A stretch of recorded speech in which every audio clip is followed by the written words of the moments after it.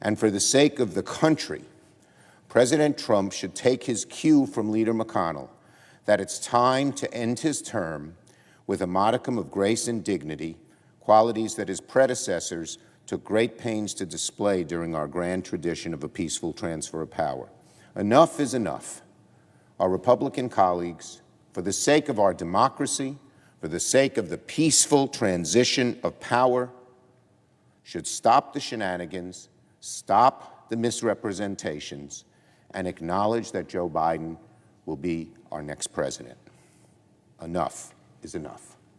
And they should follow, Republican senators and Republicans throughout the country should follow Leader McConnell's lead and acknowledge now that Joe Biden will be the next president of the United States.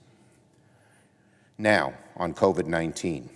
In a year full of grim milestones, yesterday delivered the grimmest yet.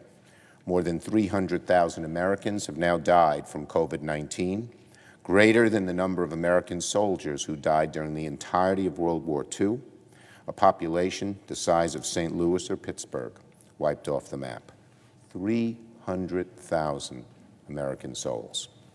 As trucks bearing the first shipments of frozen vaccine fan out across the nation, the first best hope for defeating the pandemic in the new year, we cannot lose sight of what we've lost this year.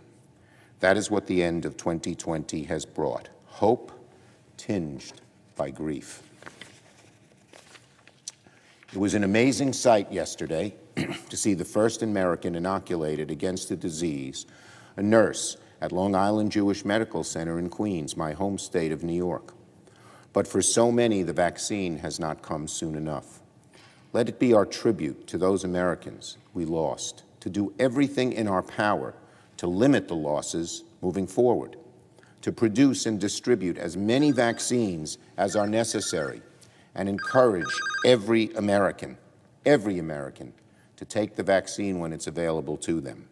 3 million doses of the vaccine are already out the door, and another vaccine is already in the emergency authorization process. Still another vaccine candidate may be ready early next year. As I said yesterday, the discovery of the coronavirus vaccine in the span of a calendar year is a crowning scientific achievement of the 21st century.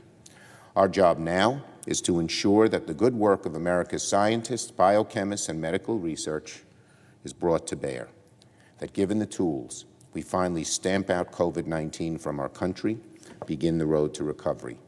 We need to fully fund not only production of the vaccine, but its distribution as well. The states need that money.